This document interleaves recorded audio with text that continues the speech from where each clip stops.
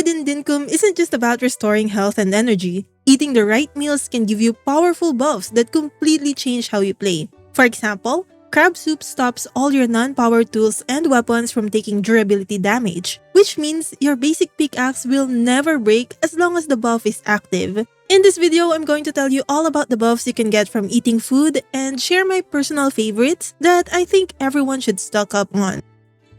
At first, you can only have 3 food buffs active at once. You can permanently increase this to 4 buffs by eating 1 snag and to 5 buffs by eating a second snag. Snags can only be acquired during Island Day on Spring 28, and you can get 1 snag per Island Day. Each food buff can last from a few seconds to several minutes, represented by this icon.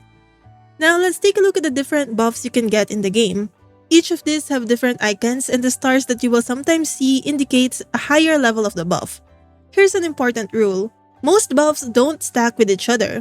For example, eating 2 foods with defense buffs won't make your defense better. Only the highest level counts. However, HP regen, HP max, stamina regen, and stamina max do stack, which is why combining the right foods is so powerful. HP regen is the amount of HP you regenerate per tick. The game uses ticks that happen every 20 seconds. So if a food gives you 3 HP per tick, you will heal 3 points every 20 seconds. There is a buff called Faster HP Tick Speed, which increases the speed your HP regen ticks at, which is very helpful for when you are surrounded by enemies and can't wait for a full normal tick to regenerate some health. Sitting down on the ground or on a chair will also result in a faster HP tick speed, and this effect can stack. Health max adds onto your max HP by up to 50 points. Then, stamina regen is the amount of stamina you regenerate per second. Stamina max adds onto your max stamina by up to 50 points. Hunting increases the damage dealt by your weapons, and defense reduces the damage that you take. These first few buffs are the ones you want to have early on, especially if you're planning to go down the mines. Ideally, the best food to eat for these buffs is the prime roast. Its buff will last you for a whole in-game day, and it gives you 5 health per tick, 4 stamina per second, and the maximum HP and stamina cap increase of 50. The catch is, you need raw prime meat from alpha animals, plus crops that only grow in specific seasons. It's a late game food, but worth the effort once you can farm the ingredients consistently.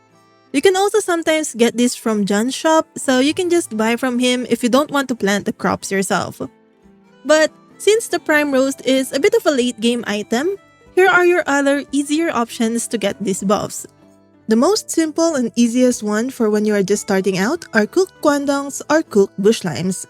Cooked kwandongs will give you 2 HP per tick and 0.4 stamina per second, while cooked bush limes will give you 1 HP per tick and 1.2 stamina per second.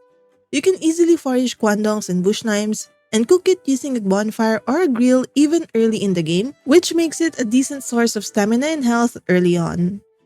As you progress in the game, you might want to consider cooking meat on a stick and fruit salad. It's fairly easy to defeat some jackaroos to get raw meat, and you can turn this into cooked meat or meat on a stick. Meat on a stick gives you 3 HP per tick, 3 stamina per second, plus level 1 defense, and it lasts for 15 minutes. Compare that to just cooked meat, which only gives 2 HP per tick and 1.6 stamina per second for 10 minutes. The recipe requires 2 cooked meat plus 1 mangrove stick, but I think that extra step is definitely worth it. If you were able to grow onions during summer or spring, it is much better to craft crocus skewers from croco meats, especially if you want more health.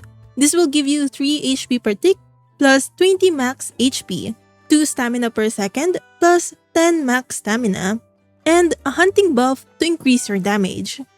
I also highly recommend starting an orchard for all the fruits available in the game, so it would be easy to craft a fruit salad which gives 3 HP per tick and 3.6 stamina per second along with defense and foraging buffs. Other foods that you might want to cook are garden salad, sausage roll, hearty stew, and mushroom soup. These have relatively easy to get ingredients that you can get from farming, raising animals, and foraging, so just go with the ones that you have easy access to the ingredients. For more specific focus on either health or stamina, Bottle Brush Brew will increase your health take speed, which is helpful for days with heavy combat. Wattle Brew will increase your stamina a lot, which is helpful for when you're collecting materials, planting trees, or terraforming. If you don't need that much buff, maybe you can go with a big fried egg instead for your stamina needs. This is cheaper to cook compared to the Wattle Brew. Lamington has some health buff, stamina buff, and small defense buff, but it also provides a level 3 speed buff, which increases your running speed. If your goal in your mine runs is to just collect gems and treasures with minimal combat, this is also a good food choice. Another one you can eat for some minor health and stamina buffs, but huge movement speed is the pavlova. Aside from the speed buff, we also have the swimming buff, which increases your swim speed. This works together with your boogie board and diving helmet. You can use those items and eat both speed buff and swimming buff to run so much faster in the ocean. Coconut drink provides a level 1 swimming buff and it's easy to farm, so I recommend using this one. Fishing increases the speed you reel in your fishing rod. Fish and chips isn't that hard to cook and gives you a level 3 fishing buff, but an alternative is to cook any prawn or yabby in a grill, which will provide a level 1 fishing buff. You can get a lot of prawns and yabbies by diving. Diligent buff eliminates durability loss when using your manual tools. Crab soup is pretty easy to get even early on, so just put any crab into a billy can kit. If your tool or weapon always breaks at an inappropriate time for you, you might want to stock up on this one. Then, Charged is my current favorite buff since I've been doing a lot of terraforming in my island using power tools. This eliminates power consumption when using your powered tools and equipment, which means I can use my dirt printer, compactor, and even harvac without any restrictions. Sparkin soup can be crafted using 2 thunder sacks from lizards. Tucker Box also sells 1 Sparkin soup per day, and I usually just use that one myself. Pool reduces the duration of the burning damage over time, which is super helpful when you are doing a run at hot. Watermelon is going to be your only option until you acquire the ice cream maker from the island reef. Then use watermelon popsicles for the slightly higher stats, or ice cream if you have more milk than watermelon. Sleepless increases your max stamina and removes the stamina penalty during late night. It sounds useful for emergency mine situations, but coffee can be quite hard to get. Coffee seeds can be bought from Jimmy and costs 13,600 dinks each, and it only gives you 3 coffee beans if you used fertilizer. 3 coffee beans need to be used on a barbecue to get a bag of roasted coffee beans, then it needs to be put in a Billiken kit to get coffee. Then after all of these steps, it will only give you 5 minutes of the buff, so personally, I don't resort to this and just always make sure I'm home in time. The last 3 buffs are more situational. Experience increases the experience you gain for your skills, which is helpful if you're grinding licenses. Foraging reduces heats needed for logging, and mining reduces heats needed for ores. Personally, I always keep stocks of the following food. Crocus skewers increase my health and stamina caps while giving me an attack boost, and fruit salad helps increase the stamina and health regen while giving me a defense boost.